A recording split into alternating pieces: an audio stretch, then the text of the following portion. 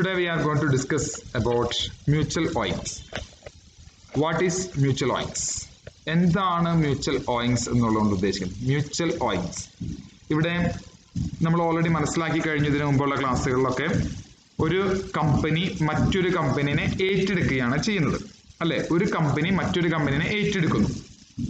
ഈ ഒരു സാഹചര്യത്തിൽ ഏറ്റെടുക്കുന്ന കമ്പനി, അതായത് പർച്ചേസ് ചെയ്യുന്ന കമ്പനി, പിന്നെ ഏറ്റെടുക്കപ്പെടുന്ന കമ്പനി, ദാറ്റ് മീൻസ് സെൽ ചെയ്യുന്ന കമ്പനി, ഈ രണ്ട് കമ്പനികൾക്കും അങ്ങോട്ടും ഇങ്ങോട്ടും ട്രാൻസാക്ഷൻ ഉണ്ടാവാം.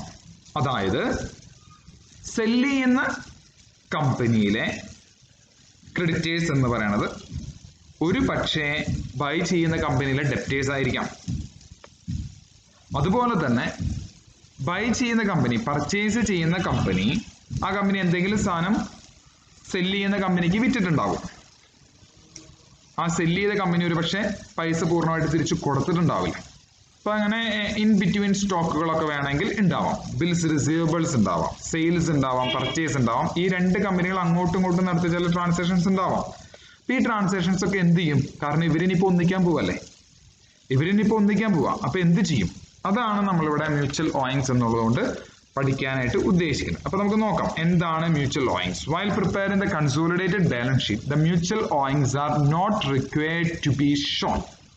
മ്യൂച്വൽ ഓയിങ്സ് അങ്ങോട്ടും ഇങ്ങോട്ടും ഉള്ളത് കാണിക്കേണ്ടതില്ല, നിങ്ങൾക്കത് ക്യാൻസൽ ചെയ്യാം. അതാണ് ഇവിടെ പറയുന്നത്. ഉദാഹരണത്തിന് പർച്ചേസ് ചെയ്യുന്നത്, ഇപ്പം രണ്ട് കമ്പനിയുടെ പേര് പറയാണ് ഞാൻ. ഒന്ന് ടേബിൾ കമ്പനി, മറ്റൊന്ന് ചെയർ കമ്പനി.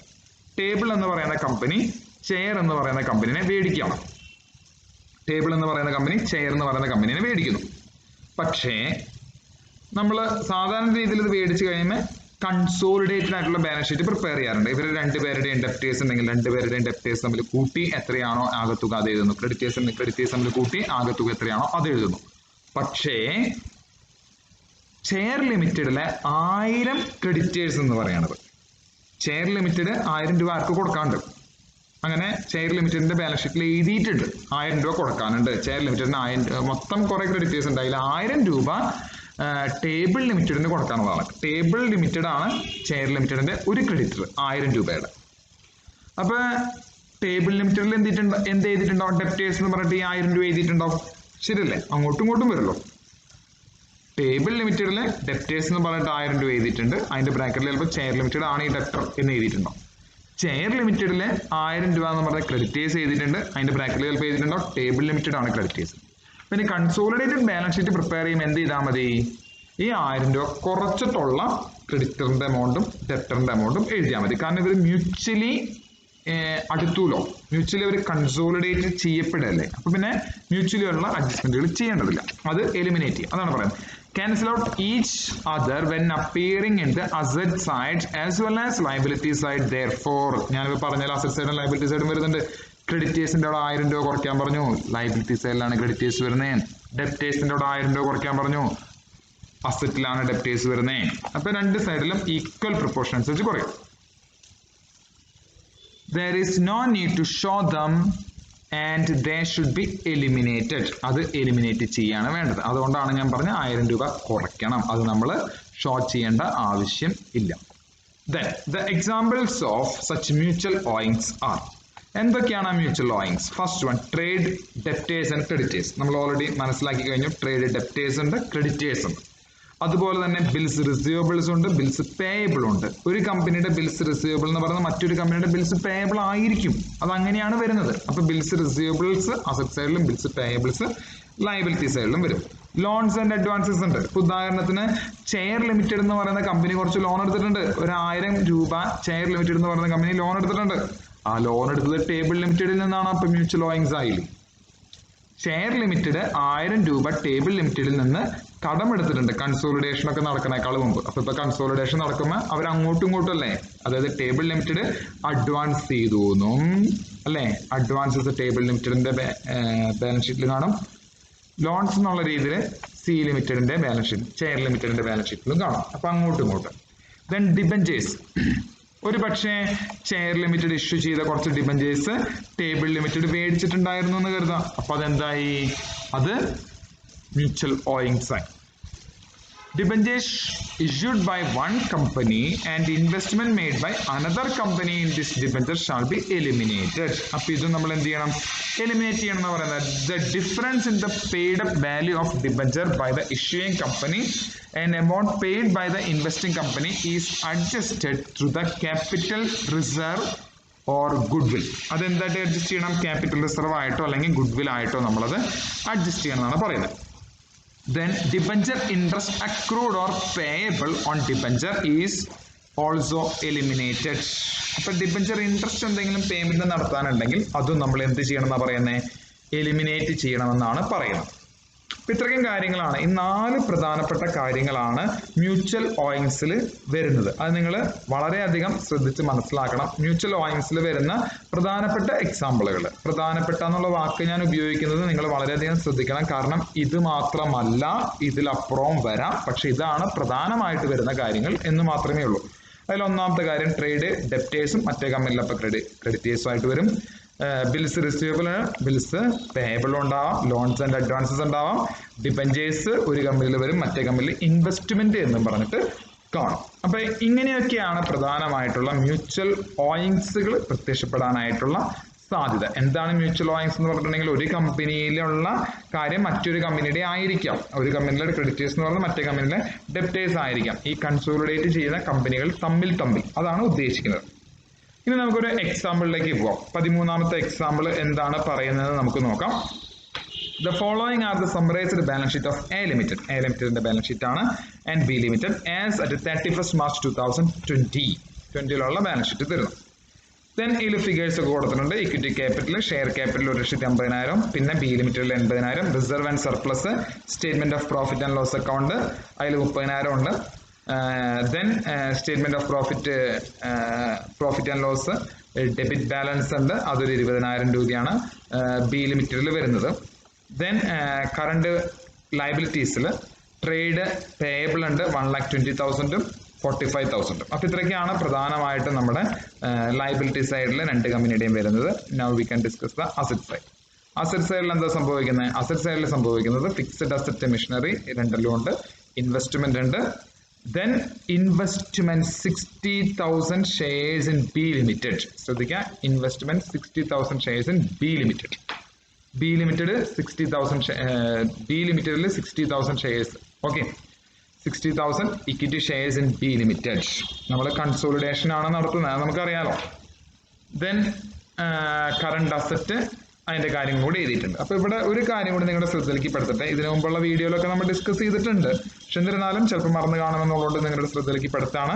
ഇവിടെ ബി ലിമിറ്റഡിന്റെ 60,000 ഇക്വിറ്റി ഷെയറിലാണ് ഇൻവെസ്റ്റ്മെന്റ് നടത്തുന്നത്. അപ്പൊ ബി ലിമിറ്റഡ് ടേക്ക് ഓവർ ചെയ്യപ്പെടുന്ന കമ്പനിയാണ് അല്ലെ. ഈ കമ്പനിനെ ഏത് കമ്പനി ഏറ്റെടുക്കുന്നു? എ ലിമിറ്റഡ് ഏറ്റെടുക്കുന്നു. എത്ര ഷെയർ ആണ് എ ലിമിറ്റഡ് ബി ലിമിറ്റഡിൽ മേടിച്ചിട്ടുള്ളത്? 6,000 ഇക്വിറ്റി ഷെയർസ് അല്ലെ. 6,000 ഇക്വിറ്റി ഷെയർസ് ആണ് മേടിച്ചിട്ടുള്ളത്. മൊത്തം 80,000 വാല്യൂ 10 രൂപ വെച്ചിട്ട്. അപ്പൊ 8,000 ഷെയർ ആണ് ഉണ്ടായിരുന്നത്. അതില് 6,000 അല്ലെങ്കിൽ 60,000 രൂപ വില വരുന്ന ഷെയറുകൾ ആര് മേടിച്ചു?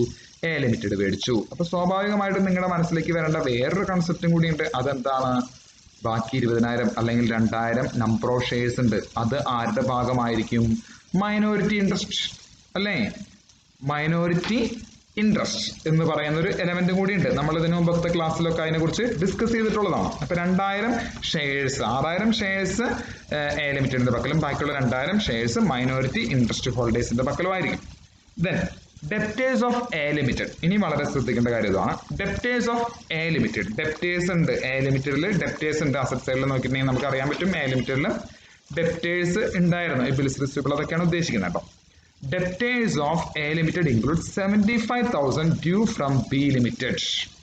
75,000 ബി ലിമിറ്റഡിന്റെയും കൂടി അല്ലെങ്കിൽ ബി ലിമിറ്റഡിന് ഡ്യൂ ആയിട്ടുള്ളതാണ്. A limited acquired the shares of B Limited on July 1st, 2019. When subsidiary company has a debit balance of statement of profit and loss of 30,000. Prepare the consolidated balance sheet. നമ്മുടെ അടുത്ത് consolidated balance sheet ഉണ്ടാക്കാനായിട്ടാണ് പറയുന്നത്. ഇപ്പൊ ഞാൻ ഈ adjustment ഒരിക്കൽ കൂടി വായിക്കാം, അതല്ലെങ്കിൽ നമുക്ക് പ്രോബ്ലം ചെയ്യുമ്പോൾ ചെറിയൊരു കൺഫ്യൂഷൻ ഉണ്ടാവാൻ സാധ്യത. ഇവിടെ the debtors of A Limited include 75,000 due from B Limited. അപ്പൊ മ്യൂച്വൽ ഓയിങ്സ് എന്താണെന്ന് മനസ്സിലായി, അത് ഇതാണ് 75,000 ആണ്. ഓക്കെ, മ്യൂച്വൽ ഓയിങ്സ് 75,000 ആണ്. ഇനി മറ്റുള്ളത് നമ്മൾ ഇതിനു മുമ്പുള്ള വീഡിയോയിലൊക്കെ കണ്ടിട്ടുള്ള കാര്യമാണ്. A Limited acquired the shares of B Limited. നമ്മൾ ഓൾറെഡി മനസ്സിലാക്കി A Limited B Limited shares acquire ചെയ്യുന്നുണ്ട്. ഡേറ്റ് എന്നാണ്? 1 ജൂലൈ 2019. 1 ജൂലൈയിലാണ് ടേക്ക് ഓവർ ചെയ്യുന്നത്. 1 ജൂലൈ എന്ന് പറയുമ്പോൾ ഇവിടെ പ്രീ അക്വിസിഷൻ പീരീഡും പോസ്റ്റ് അക്വിസിഷൻ പീരീഡും നമ്മൾ ശ്രദ്ധിക്കേണ്ടതുണ്ട്. അവരുടെ ബാലൻസ് ഷീറ്റ് നോക്കാം. എന്നാണ് അവരുടെ ബാലൻസ് ഷീറ്റ് വരുന്നത്? മാർച്ചിലാണ് എൻഡ് ചെയ്യുന്നത്.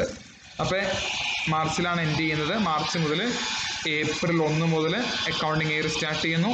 ഏപ്രിൽ, മെയ്, ജൂൺ 3 മാസം കഴിഞ്ഞിട്ടാണ് ടേക്ക് ഓവർ നടക്കുന്നത്. അപ്പൊ 3 മാസം എന്താണ്? പ്രീ അക്വിസിഷൻ ആണ്. ശ്രദ്ധിക്കണം കേട്ടോ, 3 മാസം പ്രീ അക്വിസിഷൻ ആണ്. അപ്പൊ July 1st, 2019, when the subsidiary company has a debit balance of statement of profit and loss 30,000. അപ്പൊ പ്രീ അക്വിസിഷന്റെ സമയത്ത് ഒരു 30,000 രൂപ എന്തുണ്ടായിരുന്നു പറയുന്നത്? പ്രോഫിറ്റ് ആൻഡ് ലോസ് അക്കൗണ്ടിന്റെ ലോസ് ഉണ്ടായിരുന്നു എന്നാണ് പറയുന്നത്. അപ്പൊ വളരെ ശ്രദ്ധിക്കണം, pre acquisition loss is 30,000. Okay, ഞാൻ ഇവിടെ നിന്ന് ജസ്റ്റ് ഒന്ന് എടുത്ത് എഴുതിയെന്ന് മാത്രം. പ്രീ അക്വിസിഷൻ ലോസ് 30,000 ആണ്. അറ്റ് ദ എൻഡ്, ഓക്കെ, ഇത് നമുക്ക് പിന്നീട് ഡിസ്കസ് ചെയ്യാം. അറ്റ് ദ എൻഡിൽ 20,000 ആയിട്ടാണ് ഇവരുടെ എന്ത് വരുന്നത്? ലോസ് വരുന്നത്. ഇത് വേറൊരു പ്രധാനപ്പെട്ട ഘടകമാണ്. ടെസ്റ്റിൽ ഇൻഡയറക്റ്റ് ആയിട്ടാണ് കൊടുത്തിട്ടുള്ളത്. അപ്പൊ നിങ്ങളുടെ ശ്രദ്ധയിലേക്ക് വേണ്ടി ഞാനൊന്ന് ഇവിടെ എഴുതി വെച്ചു എന്ന് മാത്രം. അപ്പൊ ഇനി ഈ എഴുതിയതിൻ്റെ ഒരു കാര്യം എന്താണെന്ന് ഞാൻ നിങ്ങളുടെ അടുത്ത് പറയാം. 1 ജൂലൈ 2019 ശ്രദ്ധിച്ചു കേൾക്കാം. 1 ജൂലൈ 2019 അവരുടെ ലോസ് 30,000 ആണ്. ഇപ്പൊ അവരുടെ ലോസ് എന്തായി? 20,000 ആയി. 30,000 ഉണ്ടായിരുന്ന അവർക്ക് ലോസ് തുടക്കത്തില്. ഇപ്പൊ അവരുടെ ലോസ് എന്ന് പറയുന്നത് 20,000 ആയി. അപ്പൊ അതിന്റെ അർത്ഥം എന്താണ്? ഒന്ന് ആലോചിച്ച് നോക്കിയേ. പ്രീ അക്വിസിഷൻ സമയത്ത് 30,000 ലോസ് ഉണ്ടായിരുന്നത് ഇപ്പൊ നമ്മുടെ ലോസ് 20,000 ആയി കുറഞ്ഞു. അതിന്റെ അർത്ഥം എന്താണ്? നമുക്കിപ്പോ പ്രോഫിറ്റ് കിട്ടി അല്ലെ? നമ്മുടെ ലോസ് കുറഞ്ഞിട്ടുണ്ടെങ്കിൽ അപ്പൊ നമുക്ക് വരുമാനം കൂടി എന്നല്ല വരുന്നത്, വരുമാനം കിട്ടി എന്നല്ലേ ഉദ്ദേശിക്കുന്നത്. അപ്പൊ ഒരു 20,000 രൂപ. അപ്പൊ ഇവിടെ കൃത്യമായിട്ട് ഞാനിവിടെ ഒരു ക്വസ്റ്റ്യൻ ആയിട്ട് ചോദിച്ചിട്ടുണ്ട്, വൈ ലോസ് റെഡ്യൂസ്ഡ്? എന്തുകൊണ്ടാണ് ലോസ് റെഡ്യൂസ് ചെയ്യാൻ കാരണം? 30,000 രൂപ തുടക്കത്തിലുണ്ടായിരുന്ന പ്രീ അക്വിസിഷൻ സമയത്ത് 30,000 രൂപ ലോസ് ഉണ്ടായിരുന്നു. പക്ഷെ ഇപ്പൊ നമ്മുടെ ബാലൻസ് ഷീറ്റിൽ കൃത്യമായിട്ട് ബി ലിമിറ്റഡിന്റെ പ്രോഫിറ്റ് എന്ന് പറഞ്ഞ് 20,000 ലോസ് എന്ന് പറഞ്ഞ് കാണിക്കുന്നുണ്ട്. അപ്പൊ 30,000 ഉണ്ടായിരുന്ന ലോസ് എങ്ങനെ? Why the loss reduced to 20,000? 20,000 ആയി റെഡ്യൂസ് ചെയ്യാൻ കാരണം എന്താണ്? കറണ്ട് ഇയറിൽ ഒരു 10,000 രൂപ പ്രോഫിറ്റ് വന്നു. അതായത് തുടക്കത്തിൽ -30,000, പിന്നെ കറണ്ട് ഇയറിൽ +10,000. അപ്പൊ ഓൾ ടുഗദർ അല്ലെങ്കിൽ സെറ്റ് ഓഫ് ചെയ്യുമ്പോൾ -20,000 അങ്ങനെ പ്രോഫിറ്റ് വന്നു. അപ്പൊ പ്രസന്റ്ലി അല്ലെങ്കിൽ കറണ്ട് ഇയർ പ്രോഫിറ്റ് എന്ന് പറയുന്നത് എത്രയായിരിക്കും? 10,000 ആണ്. അതൊന്ന് ലോജിക്കലി നോക്കിയിട്ടുണ്ടെങ്കിൽ അറിയാൻ പറ്റും. -30,000 ഇപ്പൊ -20,000 ആയി. ലോസ് റെഡ്യൂസ് ചെയ്തു. ദാറ്റ് മീൻസ് പ്രീ അക്വിസിഷൻ അല്ല, പോസ്റ്റ് അക്വിസിഷൻ സമയത്ത് അവർക്ക് 10,000 രൂപയുടെ ലാഭമുണ്ടായി. അതുകൊണ്ടാണ് നമ്മുടെ നഷ്ടം കുറഞ്ഞു വന്നത്. ഇനി നമുക്ക് അതിന്റെ കാര്യങ്ങളിലേക്ക് കടക്കാം. അതിന്റെ കൺസോളിഡേറ്റഡ് സ്റ്റേറ്റ്മെന്റ് ഇവിടെ നമുക്കിവിടെ പ്രിപ്പയർ ചെയ്യാനായിട്ട് തന്നിട്ടുണ്ട്. അതിനോടൊപ്പം തന്നെ നമുക്ക് കുറച്ച് വർക്കിംഗ് നോട്ടും കൂടി ഇവിടെ വെച്ചിട്ടുണ്ട്. അപ്പൊ വർക്കിംഗ് നോട്ട് ആയി തന്നെ ഒന്ന് ഓടിച്ചു നോക്കാം. അതിന് ശേഷം നമുക്ക് കൺസോളിഡേറ്റഡ് സ്റ്റേറ്റ്മെന്റിലേക്ക് കടക്കാം. വർക്കിംഗ് നോട്ടിൽ നമുക്ക് ഓൾറെഡി അറിയാം, ഞാൻ പ്രോബ്ലം എക്സ്പ്ലെയിൻ ചെയ്ത സമയത്ത് തന്നെ പറഞ്ഞിട്ടുണ്ടായിരുന്നു, മൊത്തം 8,000 ആണ് അവരുടെ ഷെയർ ക്യാപിറ്റൽ. അതിൽ 6,000 ആണ് എ ലിമിറ്റഡ് അക്വയർ ചെയ്യുന്നുള്ളൂ. അപ്പൊ 2,000 ആരുടെ ഭാഗമാണ്? 2,000 എന്ന് പറയുന്നത് മൈനോറിറ്റിക്കാരുടെ ഭാഗമാണ്. അപ്പൊ സ്വാഭാവികമായിട്ടും റേഷ്യോ എങ്ങനെയായിരിക്കും? റേഷ്യോ എങ്ങനെയാണ് വരാ? 2,000 6,000 ഡിവൈഡഡ് ബൈ 8,000, 2,000 ഡിവൈഡഡ് ബൈ 8,000. അതായത് 6:2 എന്നുള്ളതാണ് റേഷ്യോ വരുന്നത്. 6:2 അല്ലെങ്കിൽ 3/4 1/4. ഓക്കെ, 6:2. അതായത് 1:2 അല്ലെങ്കിൽ 3:1 എന്ന് വേണമെങ്കിൽ നമുക്ക് വിളിക്കാവുന്നതാണ്. അങ്ങനെയാണ് ഇതിന്റെ റേഷ്യോ വരുന്നത്. പിന്നെ അടുത്ത് എന്താണ്? Shares in pre acquisition loss of 30,000. Pre acquisition loss 30,000 ഉണ്ടായിരുന്നു.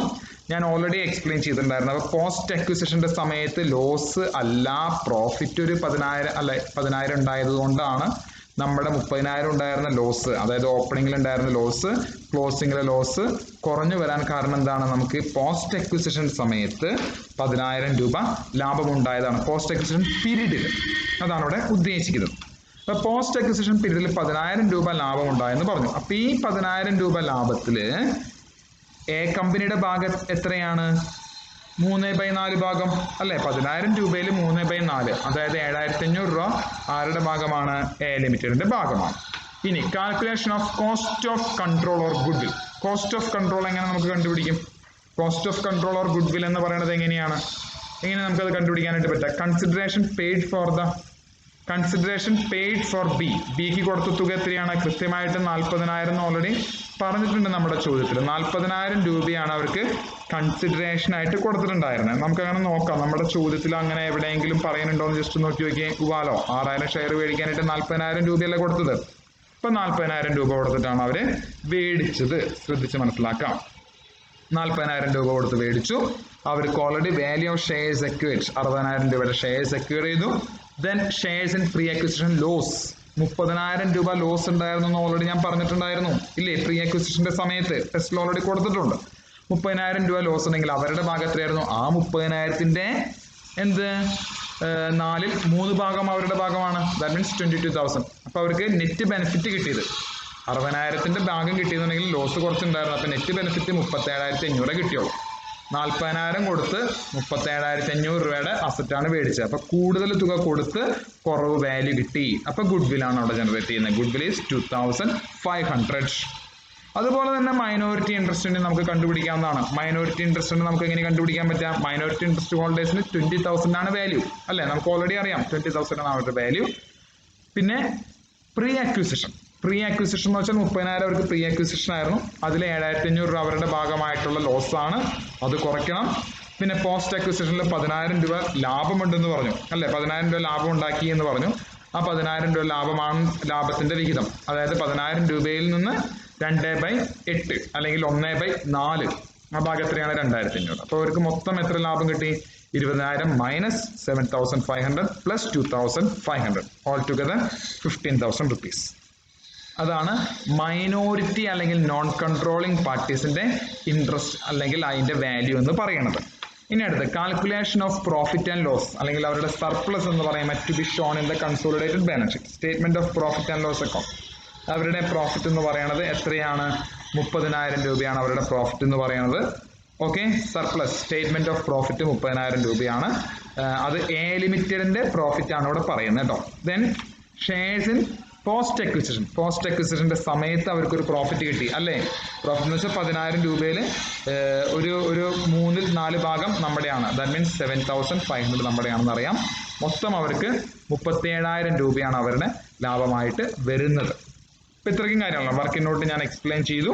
പ്രോബ്ലം നിങ്ങളൊന്ന് സെൽഫായിട്ട് ചെയ്ത് നോക്കാനായിട്ട് ശ്രമിക്കാം. ഓക്കെ, പ്രോബ്ലം നിങ്ങൾക്ക് വളരെ എളുപ്പത്തിൽ ചെയ്യാൻ പറ്റും. കാരണം നമ്മൾ ഓൾറെഡി ഇതിനോടൊക്കെ തന്നെ വർക്കിംഗ് നോട്ട് വളരെ ഡീറ്റെയിൽ ആയിട്ട് നമ്മൾ ഡിസ്കസ് ചെയ്ത് കഴിഞ്ഞിട്ടുണ്ട്. ഇൻ കേസ് എന്തെങ്കിലും സംശയങ്ങൾ നിങ്ങൾക്കുണ്ടെങ്കിൽ നിങ്ങളത് ഇതിനു മുമ്പത്തെ വീഡിയോസ് കാണാനായിട്ട് ശ്രമിക്കുക. കാരണം മൈനോറിറ്റി ഇൻട്രസ്റ്റ് എങ്ങനെ കാൽക്കുലേറ്റ് ചെയ്യാമെന്നും ഗുഡ് വില്ലിന്റെ കാൽക്കുലേഷനും മറ്റുള്ള കാര്യങ്ങളൊക്കെ ഇതിനു മുമ്പത്തെ വീഡിയോയിൽ നമ്മൾ എക്സ്പ്ലെയിൻ ചെയ്തിട്ടുണ്ടായിരുന്നു. അപ്പോൾ നിങ്ങൾ അതൊന്ന് റെഫറൻസ് ആയിട്ട് നോക്കിയതിന് ശേഷം ഈ വീഡിയോ ഒന്നും കൂടി കാണുന്നതായിരിക്കും നിങ്ങൾക്ക് നല്ലത്. അപ്പോൾ അതിനുശേഷം ഈ ഒരു പ്രോബ്ലം ചെയ്യാനായിട്ട്